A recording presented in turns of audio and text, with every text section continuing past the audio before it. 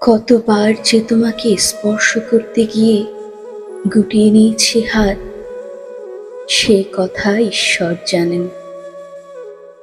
তোমাকে ভালোবাসার কথা বলতে গিয়েও কতবার যে আমি সে কথা বলিনি, সে কথা আমার ঈশ্বর জানেন।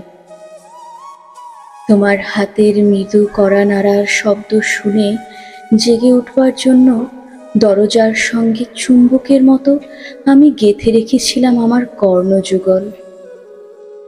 তুমি এসে আমাকে ডেকে বলবে, এই ওঠো, আমি আমি আর আমি এ কি শুনলাম?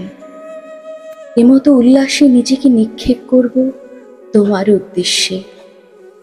কতবার যে এরকম একটা দৃশ্যের কথা আমি মনে মনে কল্পনা করেছি, সেই কথা আমার ঈশ্বর জানেন।